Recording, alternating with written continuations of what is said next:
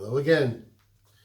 I mentioned that I wanted to say, explain the chapter of the Psalms of Tehillim that has to do with the year that Trump is his year of his life. There's a custom among many to say a chapter of Tehillim corresponding to the year of the life that a person is in. For example, let's say somebody is 63 years old. That means he's in his 64th year. So he says chapter 64. And my wife actually says, as is the custom among many, she says for all of us in the family, for her mother, for her grandmother, etc. And she, not too long ago, decided that she wants to say for Trump. And she's 74, he's in the 75th year. So she was saying chapter 75. As always, she pointed it out to me that it's an amazing connection to what's happening today. Also, my wife says there's a certain amount of chapters that she wants to say for the people that she's saying for, and then she always chooses about 6 random ones. In her, she has a particular way that she does it to make sure she doesn't repeat. That she does 6 random ones, and in the very beginning of this COVID. And I will talk about 75, but I have to first mention this. And this I won't go so deeply into, but I just will mention a few verses that, without even going to the commentaries, is amazingly more than also relevant to what's going on today. And like I mentioned also, I don't know if I said it on the video, but I said it to people, that many people can't understand what's happening because they don't realize what's really going on. Some people actually believe that COVID-19 is a killer and it's a pikuach nefesh. It's you have to do everything to fight it because people's lives are in danger more than anything else. If you have that premise, then you build a faulty thought process based on that premise, then your thought process is not going to be good. You must understand that COVID-19 is not any more a killer than any other flu, and far less of a killer than many other things that are out there. Probably far less of a killer than walking across the street or getting into your car, and yet people aren't afraid to get into their car, or on a plane, or etc. If we understand that is the case, we can realize that this whole thing is being used to control people. This whole thing is being used as a vehicle to have tyrannical and strong control over everybody that is in existence. So the chapter that my wife chose in the very beginning when COVID, almost very beginning when COVID first started, was chapter 53, Nun Gimel, Kapitel Nun Gimel, which, by the way, is very similar to 14, which she also chose not too long after that. But just to read a few verses from 53, and then we'll go into 75. I must take my glasses off to read. Pardon me. It says Lam Natseach, which means either it means to the choir master, they translated that, or to the victor, to the conqueror, which refers to God.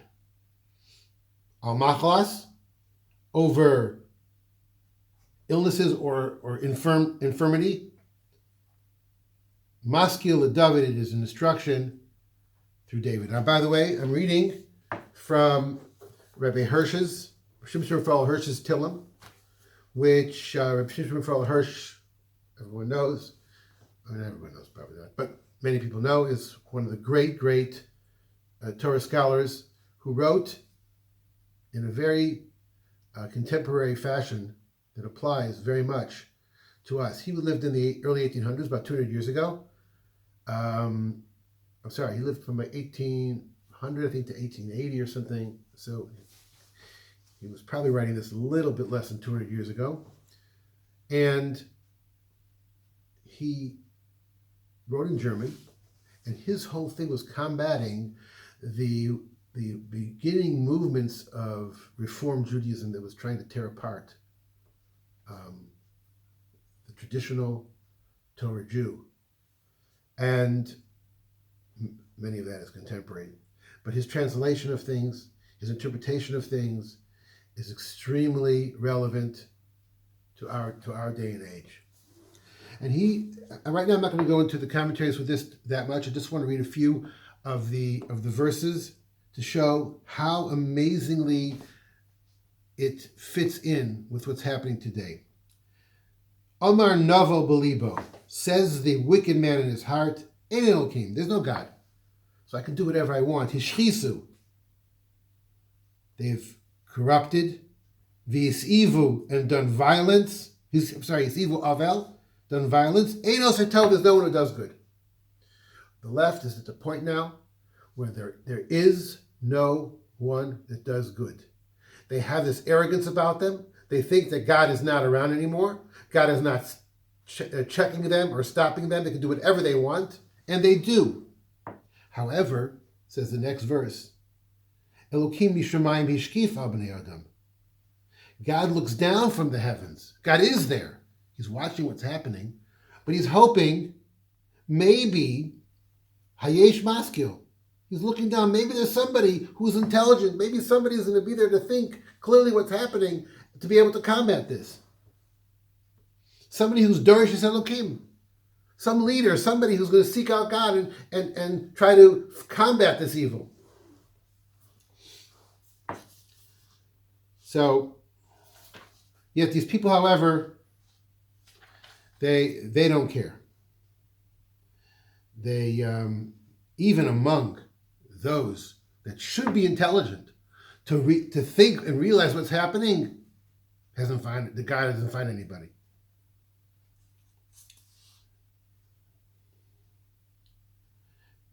They said, so verse 5, don't they know these doers of violence, these doers of evil, who plan to devour the people, destroy the people? Don't they know that there's God around who's going to be watching at them? No, they don't. What do? Over there, pachadu pachad, lo hoya pachad. They're fearing a fear that's not really a fear. Pachadu, they're fearing. Pachad, a fear. Lo hoya pachad, that's not really a fear. Exactly what's happening now. The evil people are taking advantage of the situation against the average common person. And these people, because of what the evil people are doing, have perpetrated such a terrible crime. And people are fearing a fear that's not really a fear. I couldn't make it up. This is Tillim saying it. King David, who knows how many years ago, right? And then it gets to the point where there's only going to be one answer, one solution to this problem. Miyite mitzion Yeshuas Yisrael. Who will finally give or bring out from Zion, from Zion, the one who's going to save Israel? When God is going to return, B'shuv Elokim Shavus Amo, when God will return the exile of his people, and then finally Yagel Yaakov Yismach Yisrael, the people will rejoice and the people will be happy. Israel and Yaakov. It's exactly where we are now.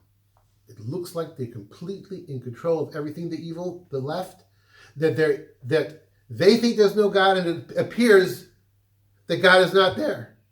People are afraid of things they should never be afraid of. They are giving in to all the what the left is demanding of them without even thinking twice. Yeah, there's one guy in, this is amazing. In all of America, there's one guy in California who's decided to keep his restaurant open, and one guy in Staten Island, New York, and that's it, the whole United States. No one ever, amazing. And there was one guy somewhere in Italy, I heard a story where there's a curfew at 12, so you close at 12. his business, his restaurant, whatever it was, open at 12:15 because he said that no one said what time they have to open. They just said what time to close. They close at 12 and open at 12:15. That's it. Like 4 stories in the whole world. That's where we're at. So we have one thing to ask for. When is it finally going to be? This Yeshua's Yisrael, that God is going to return the people and bring the rejoicing that's finally we're waiting to happen. Maybe the answer is in chapter 75. Chapter 75, it also starts out, Lam Natseach, to the victor, to the conqueror, who is definitely God, but maybe God through Donald Trump. I don't know. What's in Trump? Trump is to win. Yeah, same thing, exactly. So, Lamatseach, to the one who is the conqueror, the one who grants and causes victory. Al tashches, don't allow destruction to come. Mizmor la'asaf, this was a song, Mizmor la'asaf shir. This psalm is a song for Asaph. Asaph was somebody who had written actually quite a bit of psalms, a bit of a prophet. And in this particular chapter, the Asaph asks, please, don't let destruction come. You, God, you're the conqueror.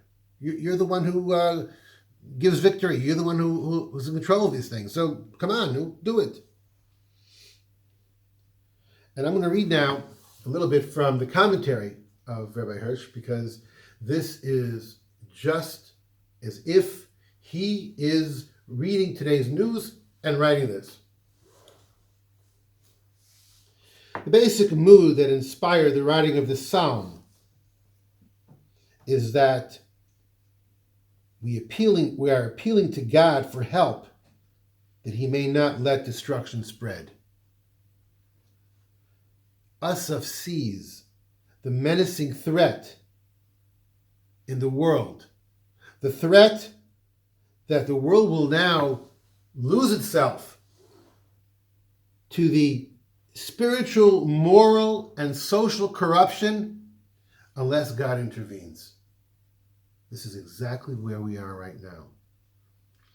If, for whatever reason, Biden is going to actually become president, the moral, the spiritual, and social corruption that they are going to wreak on the world, not just America, but the world, is unimaginable. Unimaginable.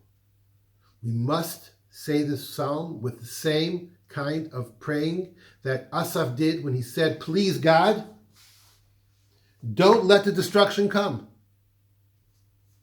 And we've seen what the destruction was and what they plan on doing. We know. And we know what Trump came and undid: the immorality, the social corruption, the spiritual corruption. He basically undid all that was put into place because of Obama, and through that, all the other people on the left. And now they're completely without shame saying exactly what they plan on doing. And if they're going to, God forbid, have the chance. And I say God forbid because even though everything's in God's plan, but God forbid that the immorality should have such power. We'll be back again to all the evil that was there before Trump took power.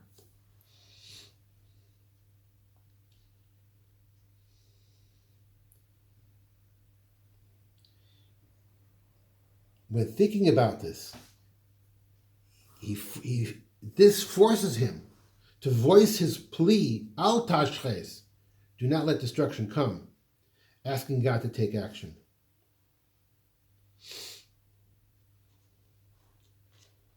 He has strong anxiety for what's going to happen. But he rises up from this anxiety and cries out to God's help. and asks for God's rule that you come again and bring back a normal, natural course of events. In the beginning, there's despair in us of seeing the potential destruction of the world. In the end, as we'll see,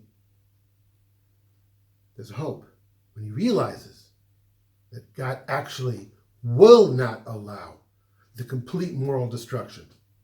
He will not.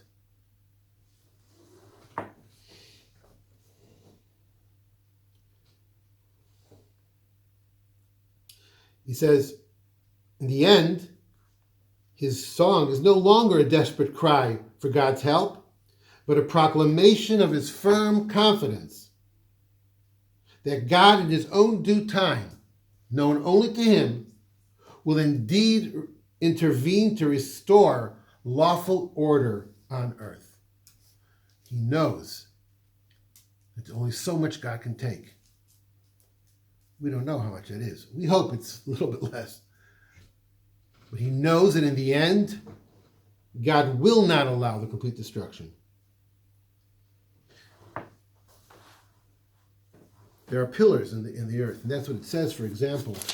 I mean, not physical, but allegorical pillars. In verse 4, even though the earth and all its inhabitants despair, I, God, have established its pillars with deliberation. I purposely have set boundaries. There are strong pillars of morality in this world that will not be put down. It may look like it. It may look like things are dire, and they are. But they're never going to be completely destroyed. And that is what Asaph realizes. And when he says that he's certain that God has set down these pillars. There's limits, there's boundaries that God will not allow to cross. Same thing with the flood. There were boundaries. Once they were crossed, and God waited for people to repent and they did not, God brought destruction in the world. Now he's promised he's not going to do something like that again. But instead we are told and we believe that destruction will come this time, not to the world, but to the evil, to the wicked. So Asaph knows that God has set down pillars or limits upon which the moral world order rests.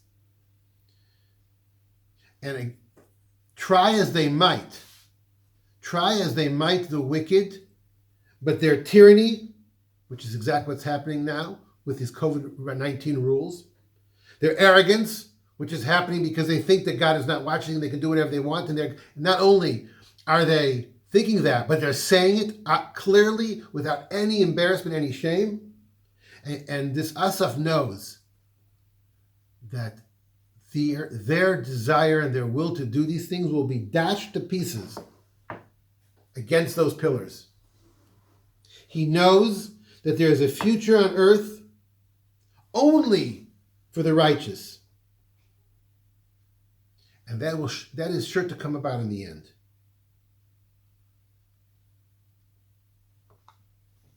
And this is something which we know that even though we feel despair, Asaph is telling us, don't worry.